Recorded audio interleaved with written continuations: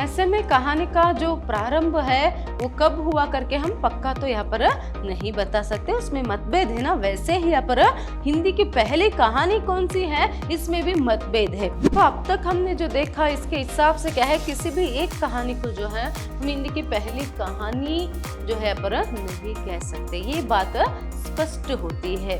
आदर्शों को देख सकते हैं और उसके साथ साथ यथार्थता को जो देख सकते हैं, तो उसके लिए यहाँ पर कहानी भी बताया कि किस तरह जो है पर अधिकारी जो है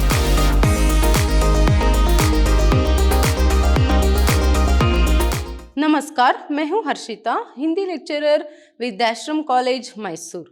आज हम मैसूर यूनिवर्सिटी के सेकंड सेमेस्टर हिंदी पाठ्यक्रम से जो यूनिट 1 है कहानी का विकास क्रम, उसे देखेंगे। देखिए, आप लोगों के पाठ्यक्रम में इस बार यूनिट 2 और यूनिट 3 के अंतर्गत जो है कुछ कहानियां हैं। तो यूनिट 1 में जो है यहाँ पर आप लोगों के लिए कहानी का विकास क्रम है। तो ऐसे में कहानियों के बारे में, उसका विकास कैसे हुआ, ये जानना आप लोगों के लिए जरूरी है, इसलिए जो है यहाँ पर इसे आपके पाठ्यक्रम में रखा गया है।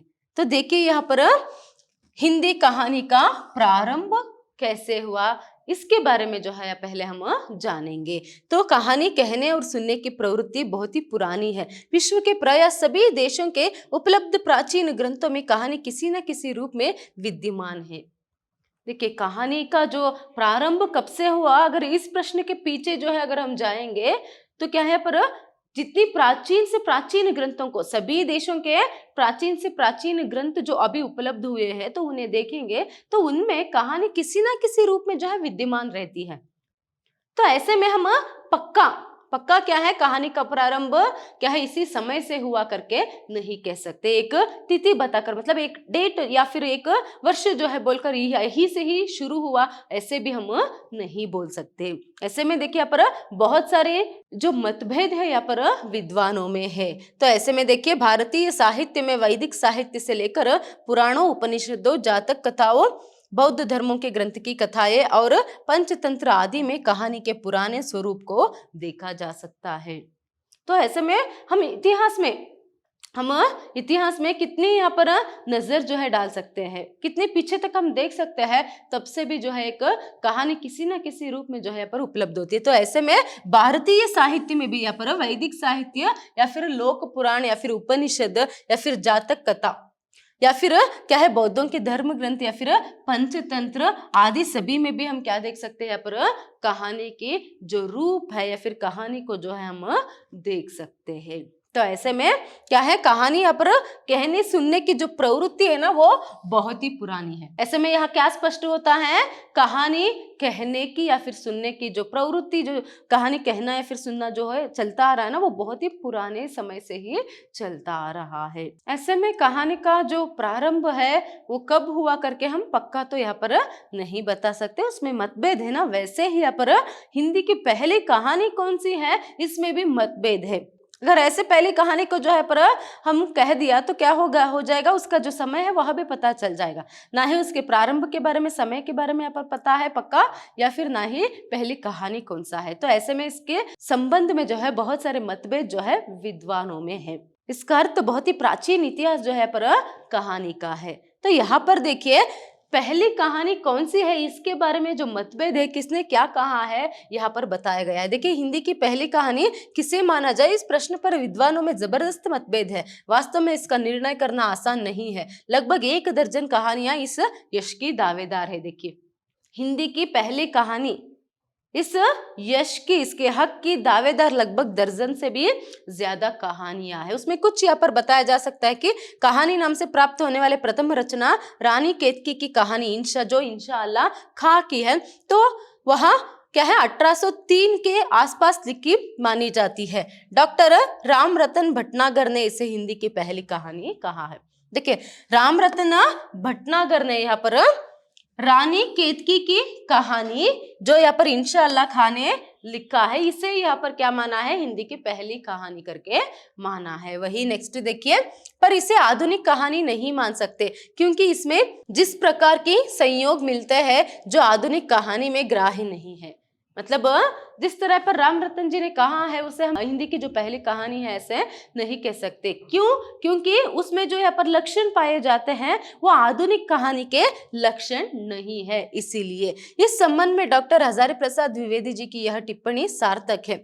यह नई परंपरा की प्रारंभिक कहानी नहीं है बल्कि मुस्लिम प्रभावपन्न परंपरा की अंतिम कहानी है। देखिए, तो ऐसे में जो रानी केतकी की कहानी करके जो या प्रिंशा आला का की रचना है, तो उसके लिए यहाँ पर क्या है, हजारी प्रसाद द्विवेदी जी ने एक जो टिप्पणी किया है वह सार्थक महसूस होता है करके बताया। यहाँ नई परंपरा की कहानी नहीं है, जो रानी केत की कहानी है ना वह नई परंपरा की कहानी नहीं बल्कि मुस्लिम प्रभावोत्पन्न परंपरा की अंतिम कहानी है, इस तरह यहाँ पर बताया गया है। तो ऐसे में डॉक्टर बच्चन सिंह के अनुसार किशोरीलाल गोस्वामी की प्रणयिनी परिणय 1887 की हिंदी की पहली कहानी है। स्वयं लेखक ने इसे उपन्यास कहा है। इसका कारण यह बताया गया है कि सन 1900 तक कथा साहित्य को उपन्यास कहने का चलन था। देखिए, और एक कहानी जो है पर जिसे क्या है, डॉक्टर बच्चन सिंह के अनुसार किशोरीलाल गोस्वामी कृत प्रणयिनी परिणय जो 1887 में लिखी गई थी, इसे जो है पहली कहानी वह कहते हैं। मगर इसे भी पहली कहानी नहीं कह सकते, खुद लेखक ने इसे उपन्यास कहा है। ऐसे में क्या है पर सन 1900 तक जो है यहाँ पर कहानी को उपन्यास के रूप में ही यहाँ पर देखा जाता था या फिर कहा जाता था उपन्यास करके, यहाँ पर वो भी कारण जो है एक देते हैं। तो यहाँ पर आप देख सकते हैं कि किस तरह मतभेद जो है यहाँ पर विद्वानों में है। कहानी के प्रारंभ के बारे में हो सकती है, वही हिंदी की पहली कहानी कौन सी है इसके बारे में। तो यहाँ पर देखिए, जमींदार का दृष्टांत ईसाई धर्म प्रचार के लिए लिखी गई कहानी है। संपादक ने शिलाफंक में सन 1871 में प्रकाशित इस कहानी को अब तक प्राप्त हिंदी कहानियों में प्राचीनतम ठहराया है। देखिए यहाँ पर जो 1871 में लिखा गया था जमींदार का दृष्टांत कहानी जो है, इसे जो है यहाँ पर पहली कहानी माना गया है। फिर देखिए, डॉक्टर सुरेश सिन्हा ने किशोरीलाल की लिखी गोस्वामी कृत इंदुमती को पहली कहानी मानने पर जोर दिया है। देखिए यहाँ पर इंदुमती जो कहानी है किशोरीलाल गोस्वामी ने जो लिखा है उसे जो है यहाँ पर क्या किया है, उसे यहाँ पर पहली कहानी जो है माना है। मतलब जो इंदुमती कहानी है जिसे गोस्वामी ने लिखा है उसको जो है किशोरीलाल यहाँ पर हिंदी की पहली कहानी जो है यहाँ पर मान सकते हैं करके बताते हैं। वही डॉक्टर लक्ष्मी नारायण लाल की दृष्टि में रामचंद्र शुक्ला की 11 वर्ष का समय है। हजारी प्रसाद द्विवेदी ने भी इसे आधुनिकता के लक्षण से युक्त माना है। देखिए यहाँ पर लक्ष्मी नारायण जी जो है वह क्या कहते हैं, 11 वर्ष का समय जो कहानी है जिसे यहाँ पर 1903 में जो है लिखा गया है, तो उसे यहाँ पर आधुनिक कहानी से या फिर उसके लक्षणों से युक्त जो है पर माना है। उसे आधुनिक कहानी हम कह सकते हैं क्योंकि आधुनिक कहानी के जो लक्षण है उसमें पाए जाते हैं। तो इस बात की सम्मति हजारी प्रसाद द्विवेदी जी भी यहाँ पर देते हैं। वही नेक्स्ट देखिए, देवी प्रसाद वर्मा, ओमकार शरद और देवेश ठाकुर आदि ने माधवराव कृत एक टोकरी भर मिट्टी 1901 को प्रथम कहानी का श्रेय दिया है। तो ऐसे में देवी प्रसाद वर्मा, ओंकार शरद, देवेश ठाकुर आदि सभी किसे पर हिंदी की प्रथम कहानी यहाँ पर मानने के लिए कहते हैं, एक टोकरी भर मिट्टी जिसे 1901 में यहाँ पर लिखा है। वही डॉक्टर श्री कृष्ण लाल ने बंग महिला की दुलाई वाली को यथार्थवादी चित्रण की सर्वप्रथम रचना माना है। देखिए यहाँ पर क्या है, बंग महिला की दुलाई वाली जो कहानी है उसे यहाँ पर पहली कहानी जो है ठहरा गया है। वो भी कैसे में, यहाँ पर यथार्थवादी कहानियों में पहली कहानी ठहराया गया है। नेक्स्ट, प्रोफेसर वासुदेव इंदु में प्रकाशित ग्राम को हिंदी की पहली कहानी का गौरव प्रदान करते हैं। शिवदान सिंह के द्वारा प्रसाद और प्रेमचंद से ही मानी जानी चाहिए। तो ऐसे में क्या है, यहाँ पर जो वासुदेव है वो यहाँ पर इंदु में प्रकाशित ग्राम जो कहानी है उसे यहाँ पर पहले कहानी मानते हैं। वही शिवदान सिंह और क्या है के द्वारा यहाँ पर प्रसाद और प्रेमचंद जी की जो कहानियां हैं वही से जो है उनके काल से ही पहली कहानी को यहाँ पर हम देख सकते हैं। इस तरह वह बहस जो है करते हैं। वही राजेंद्र यादव के अनुसार चंद्रधर शर्मा गुलेरी की उसने कहा था है और उसी से आधुनिक हिंदी कहानी का प्रारंभ मानना चाहिए। तो ऐसे में यहाँ पर राजेंद्र यादव जो है क्या है यहाँ पर, चंद्रधर शर्मा गुलेरी जी की जो उसने कहा था कहानी है, जिसे क्या है यहाँ पर वो पहली कहानी है करके यहाँ पर कहते हैं। तो नेक्स्ट देखिए, वास्तव में हिंदी कहानी के जन्म को सन 1900 के बाद खींचना या सन 1916 में मानना एक तरह की ज्यादती है। पहली हिंदी कहानी सन 1900 से पूर्व लिखी जा चुकी थी। अब यह निर्णय करना कठिन है। देखिए यहाँ पर क्या कह रहे हैं, असल में जो है यहाँ पर असल में सन 1900 या फिर 1916 के बाद में जो हिंदी कहानी लिखी गई है ना, उन्हें प्रथम कहानी मानना जो है वह वास्तव में सही नहीं होगा, क्योंकि उससे पहले ही यहाँ पर आधुनिक कहानी के लक्षणों से भरी जो कहानियां हैं उसे हम देख सकते हैं। तो ऐसे में अब इसे निर्णय करना जो है मुश्किल है, इस तरह यहाँ पर बताते हैं। तो अब तक हमने जो देखा इसके हिसाब से क्या है, किसी भी एक कहानी को जो है हम हिंदी की पहली कहानी जो है पर नहीं कह सकते, ये बात स्पष्ट होती है। तो ऐसे में पहले जैसे बताया कि दर्जनों से भी अधिक कहानियां जो है इसके दावेदार है। तो आगे देखिए यहाँ पर हिंदी कहानी का विकास, हिंदी कहानी का विकास या फिर विकास क्रम जो आपके यूनिट 1 के अंतर्गत आती है। तो देखिए यहाँ पर हिंदी कहानी के लगभग 100 वर्ष की प्रगति को निम्नलिखित 4 चरणों में विभक्त किया जा सकता है। तो ऐसे में 4 चरण है। देखिए प्रथम चरण जो सन 1870 से 1915 तक है, 1870 से लेकर 1915 तक है। वही द्वितीय चरण सन 1915 से 1935 तक है। वही तृतीय चरण देखिए यहाँ पर सन 1935 से 1950 तक माना जाता है। और चतुर्थ चरण जो है वह सन 1950 से लेकर आज तक जो है माना जाता है। तो 4 चरण जो है पर कहानी के विकास क्रम में जो है किया गया है। तो पहले चरण के बारे में अगर कुछ जानना है तो देखिए, हिंदी की प्रारंभिक कहानियों पर डॉक्टर रामदास मिश्र की यह पकड़ सही है कि इनमें यथार्थ सामर्थित आदर्श की व्यंजन कहीं कहीं कथन लक्ष्य रूप में विद्यमान है। तो प्रथम चरण में हम क्या देख सकते हैं, पर प्रारंभिक कहानियों में रामदास मिश्र की एक पकड़ जो है सही है, इसमें यथार्थ और समर्थित आदर्श का व्यंजन जो है हम देख सकते हैं। एक तरफ क्या है यथार्थता देख सकते हैं और एक तरफ एक समर्थित आदर्श जो है हम उन कहानियों में देख सकते हैं। वही जमींदार का दृष्टांत और प्रणयिनी परिणय में परोपकार का प्रसंग है। तो ऐसे में इसी चरण में लिखी गई, इस समय में लिखी गई जो यहाँ पर जमींदार का दृष्टांत और प्रणयिनी परिणय जो है, इसमें क्या है यहाँ पर परोपकार का प्रसंग है। और फिर एक टोकरी भर मिट्टी की अंतिम तान भी परहित पर ही टूटती है, मतलब उसमें भी परोपकार का जो भाव है उसे देख सकते हैं। जमींदार का दृष्टांत में महाजन किसानों की दुर्गति सुनकर सोचता है कि मेरे पास बहुत धन संपत्ति है, अतः मैं इनका खलनेरा क्यों ना दूर करूं करके, मतलब किस तरह यहाँ पर क्या है परहित के बारे में दिया गया है। तो ऐसे में इस चरण में ज्यादातर परहित और यथार्थवादिता और उसके साथ साथ क्या है आदर्शों को जो है हम देख सकते हैं। वही नेक्स्ट देखिए, प्रणयिनी परिणय में राजा मार शास्त्री की सहायता करता है। इसी कहानी में परोपकार वृत्ति के आदर्श के साथ राज्य कर्मचारियों की धन लिप्सा के यथार्थ की ओर भी संकेत किया गया है। तो ऐसे में एक तरफ क्या है पर प्रणयिनी परिणय में क्या है पर परोपकार के बारे में भी है, उसके साथ साथ यथार्थता का जो भाव है उसे भी हम देख सकते हैं। तो ऐसी चपलता क्या राज्य कर्मचारी ऐसे ऐसे भयंकर लालच से बच सकते हैं, फिर तब किया अनर्थ न्यून होने की संभावना हो सकती है। यदि इस समय में ना होता इधर न्यायाधीश अवश्य ही घूस लेकर इसे छोड़ देते।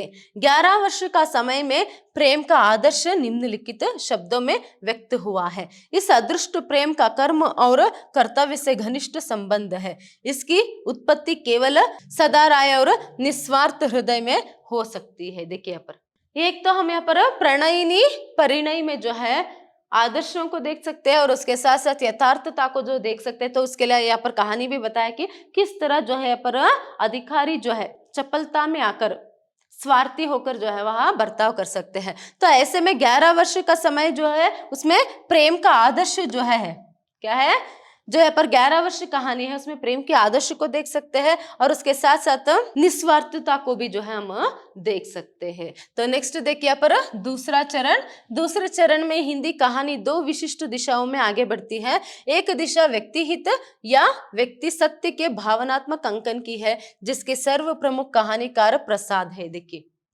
दूसरे चरण में यहाँ पर क्या है, दो विशिष्ट दिशाओं में जो है कहानी आगे बढ़ती है। उसमें पहली दिशा जो है वह सत्य के भावनात्मक अंकन की है।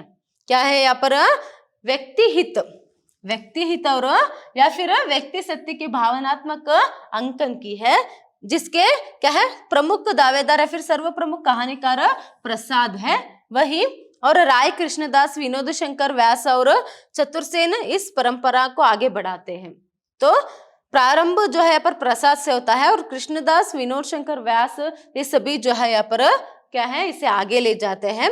हिंदी कहानी के विकास की दूसरी दिशा, जिसमें समष्टि यथार्थ को आत्मसात करने की प्रेरणा है, मतलब यहाँ पर समष्टि यथार्थता को जो है आत्मसात करने की जो प्रेरणा है उस समय के दूसरी दिशा के कहानियों में जो है हमें मिलता है। प्रेमचंद के समकालीन लेखकों में सुदर्शन और विश्वंभरनाथ शर्मा कौशिक प्रेमचंद की कथा दृष्टि को समर्थन देते दिखाई देते हैं। देखिए यहाँ पर तो ऐसे में क्या है, सुदर्शन, विश्वंभरनाथ शर्मा और प्रेमचंद सभी जो है हम इसमें देख सकते हैं और ये सभी प्रेमचंद जी की जो कथा दृष्टि है उसकी जो समर्थन है वहां करते हैं।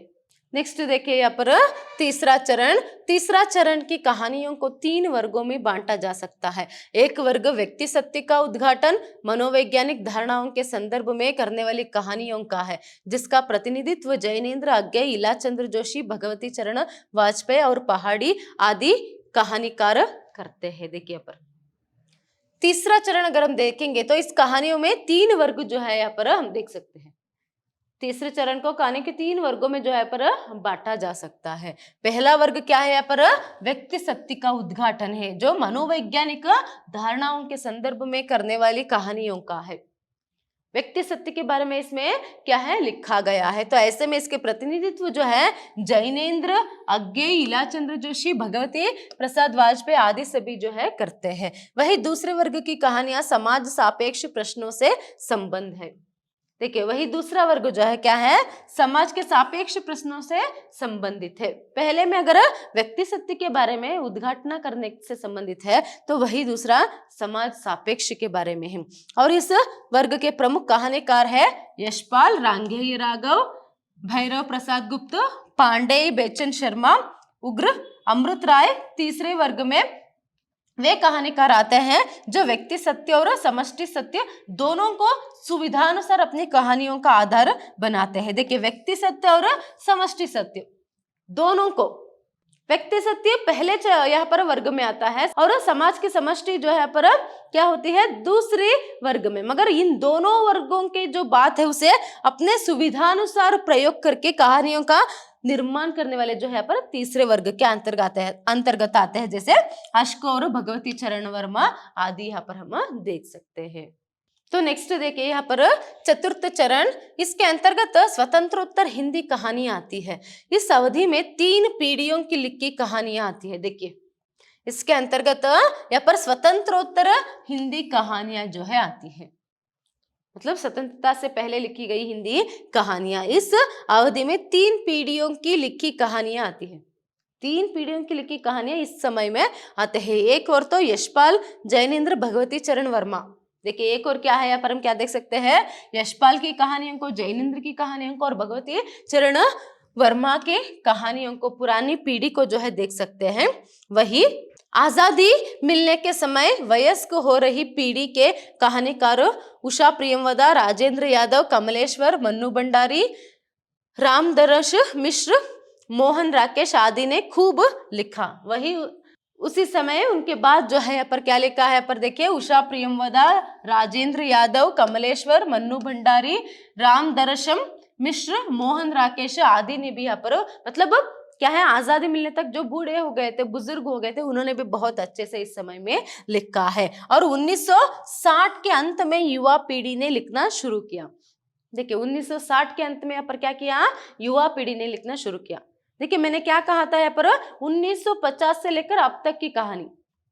तो अब तक के जितने भी यहाँ पर आधुनिक लेखक या फिर प्रस्तुत लेखक जो है वो सभी इसी के अंतर्गत आते हैं, इसीलिए नई पीढ़ी ने लिखना शुरू किया और इसके अंतर्गत 3 पीढ़ी के यहाँ पर लेखकों को हम देख सकते हैं, इसीलिए यहाँ पर ये सभी बताया गया है। तो देखिए यहाँ पर इस पीढ़ी के रचनाकारों में ज्ञान रंजन, रविंद्र कालिया, कामतनाथ, इब्राहिम शरीफ, हिमांशु जोशी, महीप सिंह आदि प्रमुख है। तो ऐसे नई पीढ़ी में तीसरे वर्ग में क्या है यहाँ पर ज्ञानारंजन, रविंद्र कालिया, कामतनाथ, इब्राहिम शरीफ, हिमांशु जोशी, महीप सिंह आदि जो है प्रमुख कहानीकारों को हम देख सकते हैं। तो हिंदी के विकास क्रम के बारे में बहुत ही संक्षिप्त में मैंने आपको अभी बताया। और ऐसे में अगर हम हिंदी की जो कहानी है उसके प्रारंभ से लेकर उसके इतिहास को अगर हम देखेंगे और उसके विकास क्रम के बारे में भी अगर हम क्या है बहुत ही विस्तृत रूप से देखेंगे, उसमें तो क्या है यहाँ पर बहुत कुछ जानने के लिए मिलेगा। मगर अभी मैंने सिर्फ आपकी परीक्षा की दृष्टि से संक्षिप्त रूप में जो है पर हिंदी का विकास क्रम जो है किस तरह लिख सकते हैं उसके बारे में यहाँ पर आपको जानकारी दी। देखिए हिंदी साहित्य जो है वो एक समुद्र की तरह है। तो ऐसे में उसमें हिंदी कहानी के बारे में भी जो है कुछ कम नहीं है, उसका भी क्षेत्र जो है बहुत ही विस्तृत है। तो ऐसे में उसके विकास क्रम के बारे में बहुत ही संक्षिप्त में जो है हमने आज जो जानकारी प्राप्त की उसे अच्छे से याद में रखिएगा। धन्यवाद।